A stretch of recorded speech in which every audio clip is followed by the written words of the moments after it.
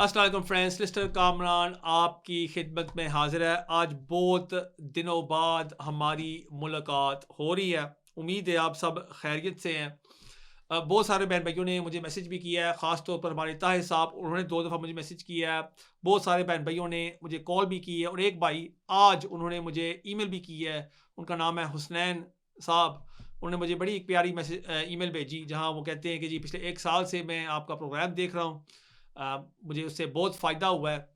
जिस तरह आप ये शो पेश करते हैं, जिस सिंसियरिटी के साथ, अ, आपसे रिक्वेस्ट है कि प्लीज़ आप वापस आएँ और ये शो हमारे लिए पेश करें। सो थैंक यू उनके ये प्यारे मैसेज का और सब बहन भाइयों का जो जिन्होंने मुझे कॉल की और मुझे मैसेज किया। Thank you so much. So ये एक 2 पार्ट सीरीज़ वीडियो है। ये है पार्ट 1। सो अगर आप ये वीडियो पहले देख रहे हैं, आप सबसे रिक्वेस्ट है कि प्लीज़ इसकी जो दूसरी पार्ट वीडियो है, जो जहाँ मैं डिस्कस करता हूँ द इमिग्रेशन एक्ट 2026 और उसके साथ साथ statement of changes and the transitional rules for migrants, वो है पार्ट 2। वो भी आपने देखनी है। और अगर आप पार्ट 2 पहले देख रहे हैं, please do make sure you watch part 1। इस वीडियो में मैं बात करूंगा नेशनैलिटी पे, जो चेंजेस अभी आई हैं गुड कैरेक्टर रिक्वायरमेंट में। जब से जो विल्सन सिस्टर्स का जो केस है वो कंक्लूड हुआ है, अब होम ऑफिस कौन कौन सी चेंजेस लेके आ रही हैं, और अगर आप एक नेशनलिटी एप्लीकेशन सबमिट करने जा रहे हैं जहां आपकी इलीगल एंट्री है, आपको क्या करना चाहिए। अच्छा जी, बहुत सारे बहन भाई हैं मुझे रिक्वेस्ट कर रहे थे कि कामरान भाई, ये जो केस था नेशनलिटी का जो विल्सन सिस्टर्स लेके आए थे, अब ये कंक्लूड हो गया है। अब इससे हम कैसे मुतासिर होते हैं। अब मैंने बहुत सारी वीडियोस देखी हैं सोशल मीडिया पर, टिकटॉक पर, जहां सिस्टर्स कह रही हैं गुड न्यूज़ है आप सब के लिए, लेकिन जो सिस्टर साहब हैं वो खुद भी नहीं एक्सप्लेन कर सकते वो क्या गुड न्यूज़ है। शुरू करते हैं इस अपडेट के साथ। थोड़ी सी मैं आपको बैकग्राउंड इन्फॉर्मेशन देना चलूँ। फरवरी 2025 होम ऑफिस अपनी गुड कैरेक्टर रिक्वायरमेंट को अपडेट करती है। यहाँ वो करती क्या है गवर्नमेंट के, वो एक रिक्वायरमेंट ऐड कर देती है कि अगर कोई भी शख्स यहाँ यूके में इलीगल एंटर हुआ है, वो अब नेशनलिटी के लिए जब अप्लाई करेगा उसकी एप्लीकेशन को हम रिफ्यूज कर देंगे। अब यहाँ इशू ये था, उसमें कोई एक्सेप्शंस नहीं थी, उसमें कोई डिस्क्रेशन नहीं थी।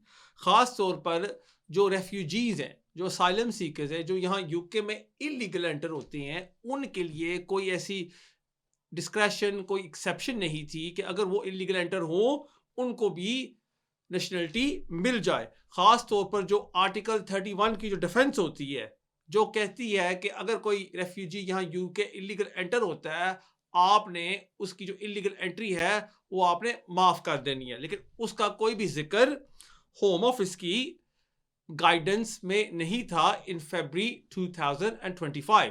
और ये जो गाइडेंस थी ये थी वर्जन 6। इसका आपने अभी ख्याल रखना है।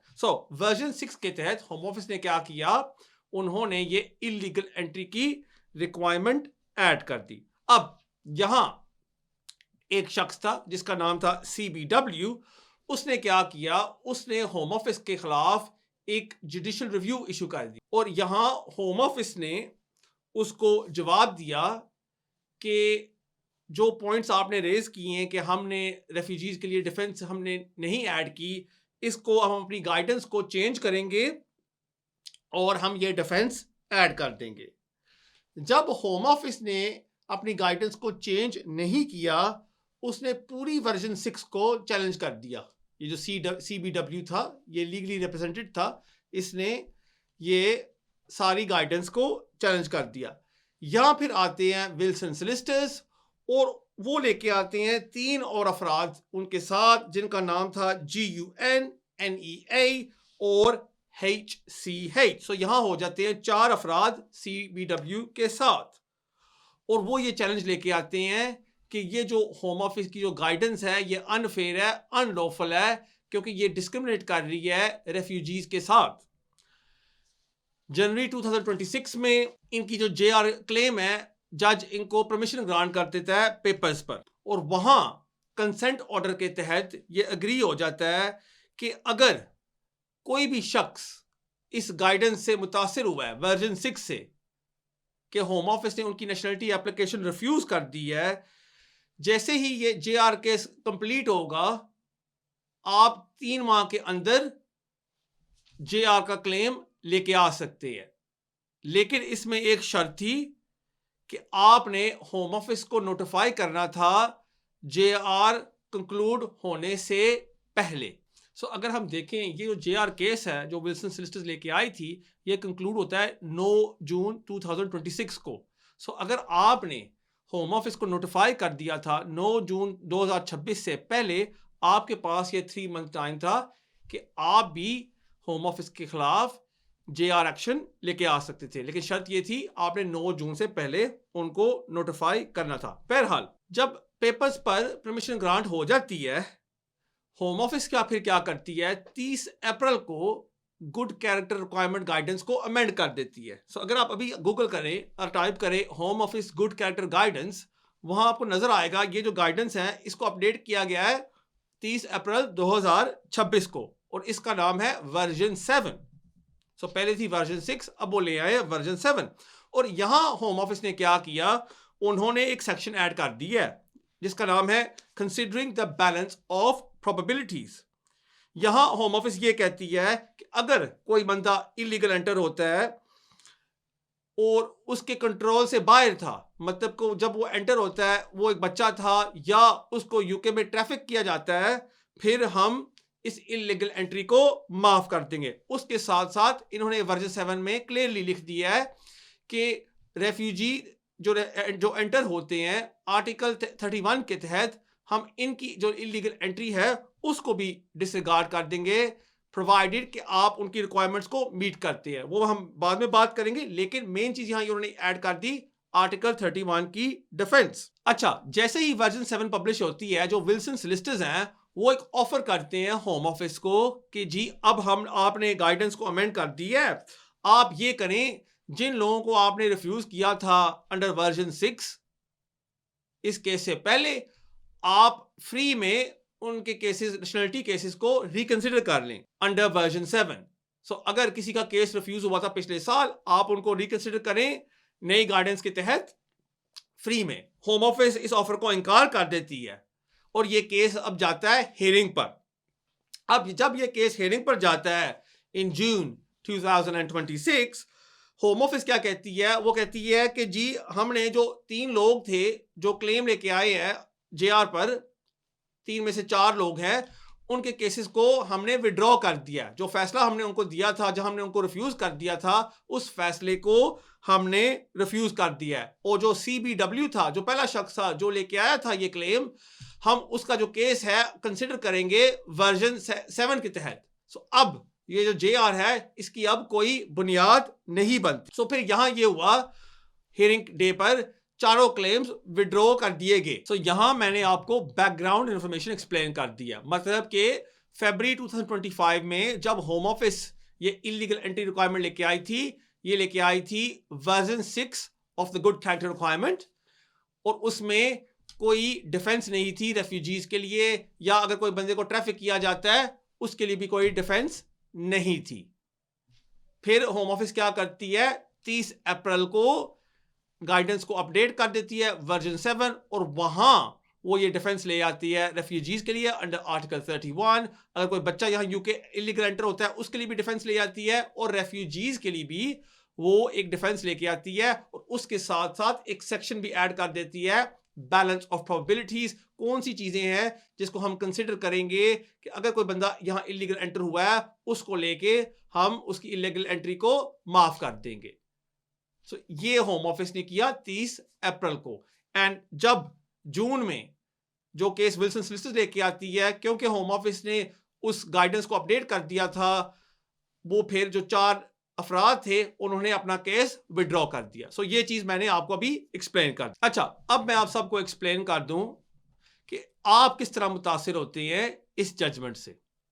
नाउ नंबर 1, जब विल्सन सॉलिसिटर्स को पेपर्स पर इजाजत मिली थी जेआर के तहत, और अगर आपने जनवरी 7 को या उसके बाद ये जून तक आपने अगर होम ऑफिस को नोटिफाई किया था कि आप उनके खिलाफ एक जेआर क्लेम लेके आना चाहते हैं, अब आपके पास 3 माह है कि आप उनके खिलाफ जेआर क्लेम लेके आ सकते हैं। लेकिन याद रखें ये बात कि अगर आपकी नेशनलिटी एप्लीकेशन रिफ्यूज हुई थी पिछले साल, आपने होम ऑफिस को नोटिफाई करना था जून से पहले, ये केस कंक्लूड होने से पहले। अगर आपने नहीं किया, अब आप पिछले साल की जो रिफ्यूजल है आपकी, अब उसके खिलाफ अब आप जेआर नहीं लेके आ सकते। सो डेडलाइन क्या थी? 9 जून से पहले आपने होम ऑफिस को नोटिफाई करना था कि जी आपने मेरा ये नेशनलिटी एप्लीकेशन रिफ्यूज की थी, आपने मेरी रिकंसिडरेशन एप्लीकेशन भी रिफ्यूज कर दी है, और मैं आपको नोटिस दे रहा हूं कि जैसे ये केस कंक्लूड होता है जो था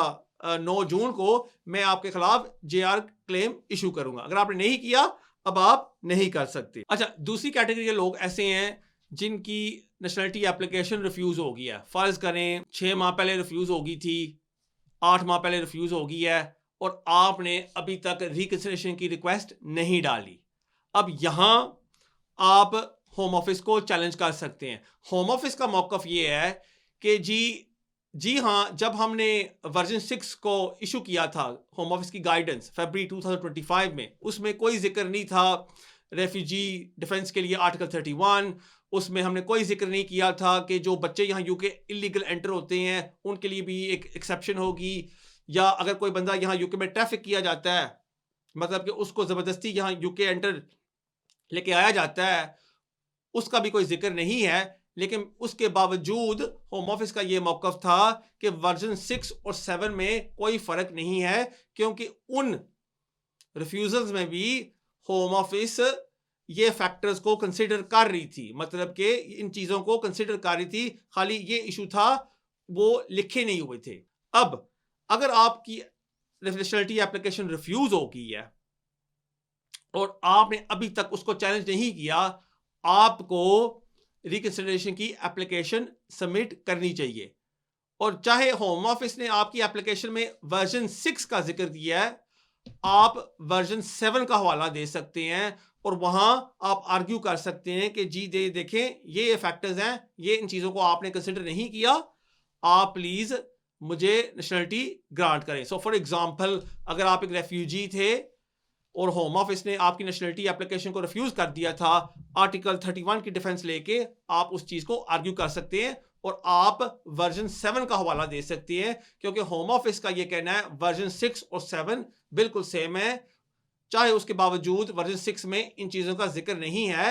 जब आप रिकंसिडरेशन के लिए अप्लाई करते हैं, आप वर्जन 7 का हवाला दे सकते हैं। अब यहां एक और कैटेगरी के लोग भी हैं कि जिन्हों की नेशनलिटी एप्लीकेशन रिफ्यूज हो गई, उन्होंने रिकंसिडरेशन की रिक्वेस्ट भी डाल दी और उसके बावजूद भी होम ऑफिस ने उनकी नेशनलिटी एप्लीकेशन को रिफ्यूज कर दिया, और उन्होंने होम ऑफिस को ये नोटिफिकेशन नहीं दी थी 9 जून से पहले कि हम जेआर का क्लेम लेके आएंगे। अब उन लोगों को क्या करना चाहिए? अब जाहिर सी बात है, आप जेआर का क्लेम तो नहीं लेके आ सकते अगर आपका जो रिफ्यूजल है उसको 90 डे से ज्यादा हो गए।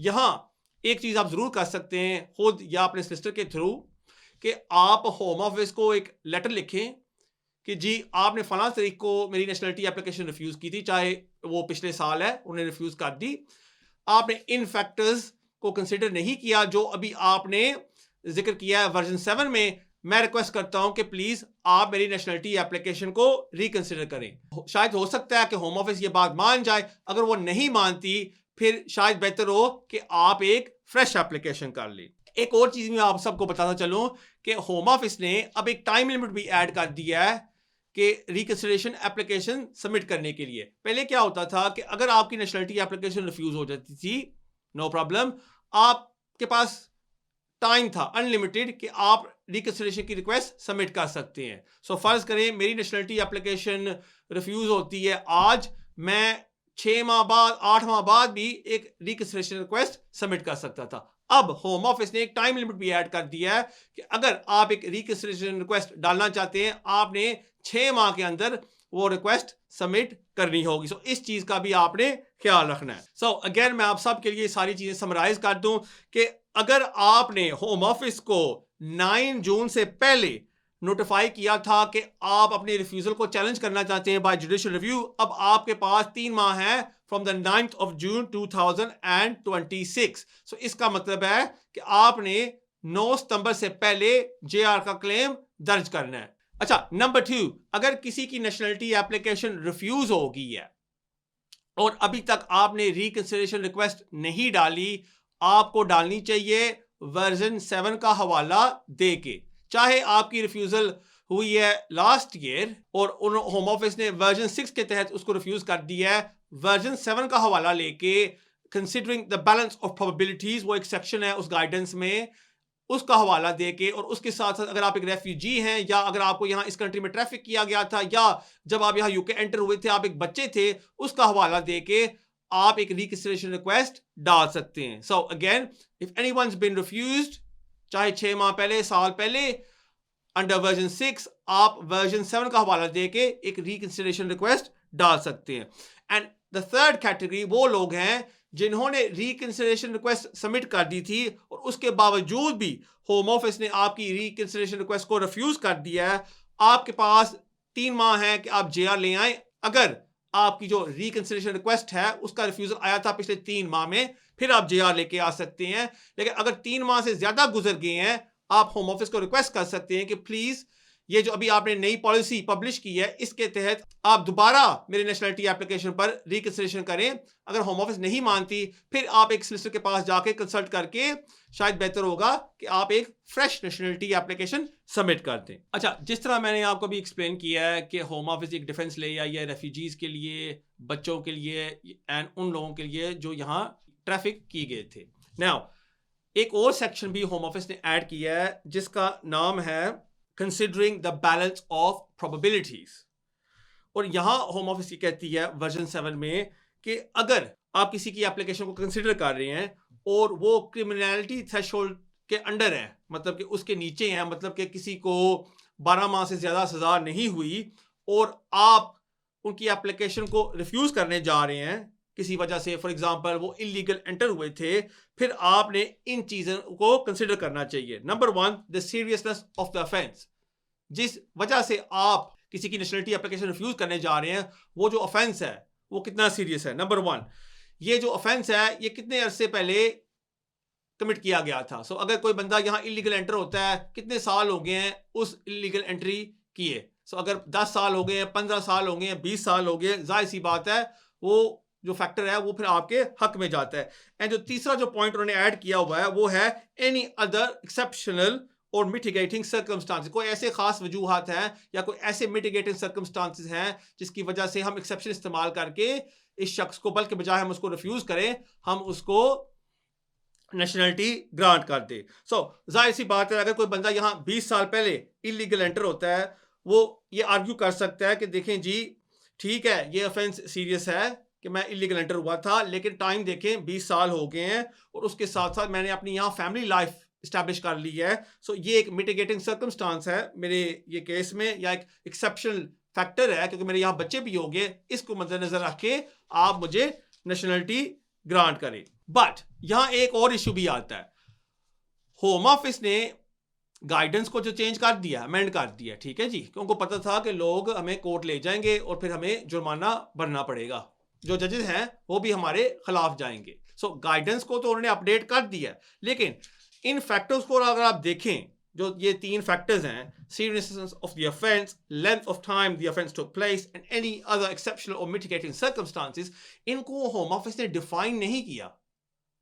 अब होम ऑफिस किस तरह डिफाइन करती है कि अगर कोई बंदा 25 साल पहले इलीगल एंटर होता है वो सीरियस है या नहीं, उस पर कोई गाइडेंस नहीं दी गई। और उसके साथ साथ जो तीसरा फैक्टर है एनी अदर एक्सेप्शनल और मिटिगेटिंग सर्कमस्टांसेस, अगेन अगर किसी के यहाँ बच्चे हैं, अगर किसी ने अपनी फैमिली लाइफ यहाँ एस्टैब्लिश कर दी है, अगेन होम ऑफिस इस चीज को डिफाइन नहीं करती। सो ये भी एक पॉसिबिलिटी है कि आप नेशनलिटी एप्लीकेशन डाल देते हैं, इस गाइडेंस का हवाला भी दे देते हैं, लेकिन होम ऑफिस जानबूझ के एक ब्लैंकेट अप्रोच इस्तेमाल करके आपको रिफ्यूज कर देती है। क्योंकि अगर आप अब देखें मीडिया में बार बार जो हमारे सियासतदान है, जो गवर्नमेंट है, जो होम ऑफिस है, वो यही कहती जाती है कि जो नेशनलिटी है वो एक प्रिविलेज है, वो आपका एक राइट नहीं है, हम जिसको चाहें नेशनलिटी दे सकते हैं, आप हमसे ये डिमांड नहीं कर सकते। सो ये एक इशू मुझे नजर आ रहा है कि उसके बावजूद होम ऑफिस ने ये गाइडेंस अपडेट कर दी है, वो लोगों को रिफ्यूज ही करते जाएंगे। और मैंने खुद ये देखा है, अगर आप देखें जो लोगों के रिफ्यूजल्स हैं 4-5 माह पहले, वो होम ऑफिस ने वर्जन 6 के तहत रिफ्यूज किए हैं, लेकिन उसमें उन्होंने लिखा हुआ है कि हमने ये फैक्टर्स को कंसिडर किया, द बैलेंस ऑफ प्रोबेबिलिटीज, और जब आप ये एंटर हुए थे और ये फैक्टर्स हैं आपके, और उसके बावजूद भी होम ऑफिस ने लोगों की नेशनलिटी एप्लीकेशंस को रिफ्यूज कर दिया है। सो मेरी जो पर्सनल ओपिनियन है वो ये है कि इसमें आने वाले वक्त में भी और मजीद चैलेंजेस होंगे कि ये जो फैक्टर्स हैं ये होम ऑफिस किस तरह डिफाइन करती। बट देखें अब क्या होता है। फिलहाल तो मैं यही मशवरा दूंगा कि अगर आपकी नेशनलिटी एप्लीकेशन रिफ्यूज हो गई है, आपको कम से कम वर्जन 7 का हवाला देके एक रिकंसिडरेशन रिक्वेस्ट सबमिट करनी चाहिए और डिटेल में हर चीज एक्सप्लेन करनी चाहिए। अच्छा जी, इस वीडियो में मैंने काफ़ी जिक्र किया है आर्टिकल 31 का रेफ्यूजीज के लिए, कि अगर आप एक रेफ्यूजी हैं, आपको होम ऑफिस ने 5 साल का स्टेटस ग्रांट कर दिया है और आप यहाँ इलीगल एंटर हुए थे, आर्टिकल 31 के तहत आप आर्ग्यू कर सकते हैं कि आपकी जो इलीगल एंट्री थी वो वैलिड थी और होम ऑफिस को नेशनलिटी ग्रांट करनी चाहिए। नाउ एक चीज़ मैं ये क्लियर कर दूं कि जब आप आर्टिकल 31 की जो डिफेंस इस्तेमाल करना चाहते हैं, होम ऑफिस पहले ये चेक करती है कि आपका जो असाइलम है वो कब ग्रांट हुआ था।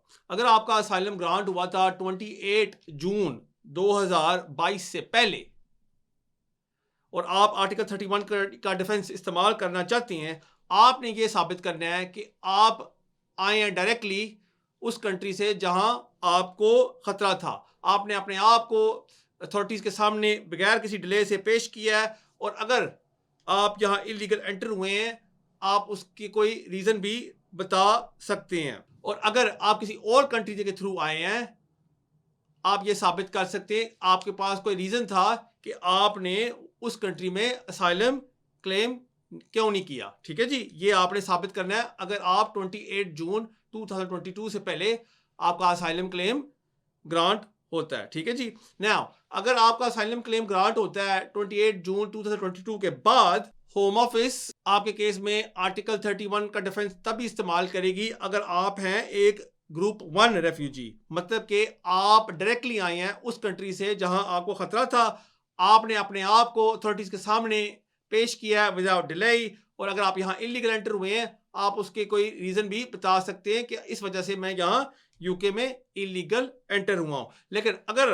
आप किसी और कंट्री के थ्रू आए हैं, फिर आपको माना जाएगा एज ए ग्रुप 2 रेफ्यूजी, और फिर आप आर्टिकल 31 का जो डिफेंस है उसको वो आप इस्तेमाल नहीं कर सकते। सो इट्स वेरी इंपॉर्टेंट कि जब आपके स्क्रीनिंग इंटरव्यू होता है उसको आप चेक करें कि आपने होम ऑफिस को क्या बताया था कि आप किस तरह यूके आए थे। अगर आप किसी और कंट्री में ठहरे थे 1 माह 2 माह, फिर हो सकता है उसको लेके होम ऑफिस आपकी नेशनलिटी एप्लीकेशन को रिफ्यूज कर दे कि वो कहे कि जी आप तो फला कंट्री में ठहरे थे 2 माह 3 माह या 2 वीक, वहां आप असाइलम क्लेम कर सकते थे, तो इसलिए हम आपकी नेशनलिटी एप्लीकेशन को रिफ्यूज कर रहे हैं। So it's very very important. ये वीडियो थी नेशनलिटी अपडेट्स पर। उम्मीद है आपको इससे फ़ायदा होगा।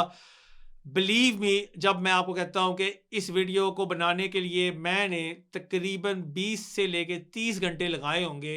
उसके साथ साथ अनिल साहब ने भी मज़ीद टाइम इस पर लगाया इसको एडिट करने के लिए। सो आप सबसे रिक्वेस्ट है कि नंबर 1 इस वीडियो को लाइक करें, शेयर करें और ज़रूर कमेंट भी करें प्लीज़, और अपने फेसबुक पर भी लगाएं। जो भी बहन भाई ये वीडियो देख रहे हैं ना, अपने फेसबुक वॉल पर आप ज़रूर प्लीज़ इस वीडियो को शेयर करें। सो उम्मीद है आपको इससे फ़ायदा होगा। Thank you for watching. अस्सलाम वालेकुम।